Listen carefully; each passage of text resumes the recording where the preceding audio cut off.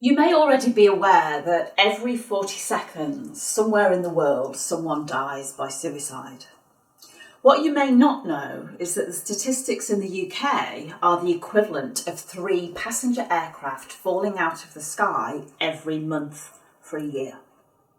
Imagine if that were happening. Imagine if every month for a year, 3 aircraft in the UK alone fell out of the sky and everyone on board was killed. There would be uproar. We would be demanding action. Where's that demand for action around those figures of suicide? Lots of organisations are doing lots of work around raising awareness, which is great. But being aware of the risk and actually being able to take action are 2 quite different things. Now, I could have been one of those statistics, and for those of you that know my story, you'll know that I spent a long time crawling around at rock bottom. And it was only because of my social scaffold and the fact that I was able to have a conversation that got me the help that I needed that I'm here today to tell my tale. And in fact, there was a time when I was so low that I actually made a promise to the universe that if I survived, if I made it to the other side of that living hell, I would do my bit in return. And so I went and qualified as a suicide intervention tutor.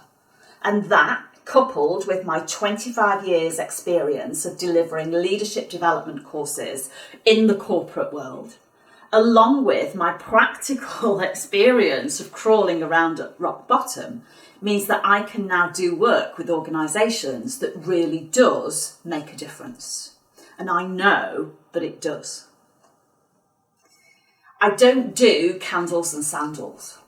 I'm not here to train your managers to become counsellors or therapists. That isn't their role. It's about them having the courage to be able to have a crucial conversation so that if a member of their team is struggling, they're able to do something positive to help that person get the help they need.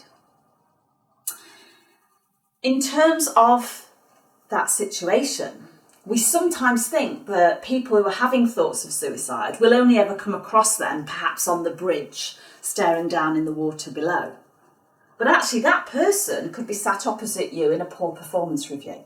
That person could be the person that you're currently talking to about redundancy or about their absenteeism. I would suggest that no decent manager wants to go home at night knowing that they perhaps could have done more but didn't know how to. And equally, I would suggest that no organisation would want to be named in the coroner's inquest, either for having contributed to or failed to take action if a member of their staff was struggling. So if you're ready to move from awareness to a place where you can absolutely take positive action, given that we are now in a perfect storm, I'd love to hear from you. My website is abdcct.co.uk, and there you can find out more about the work that I do. And whether you feel a keynote speech or some online training or some executive coaching is the way forward for your business, drop me a line, let's have a chat, and let's see what we can do together. But one thing's for sure, we should never underestimate the power of a single conversation in the fight against suicide. And it would be great for your organisation to be equipped to have those conversations.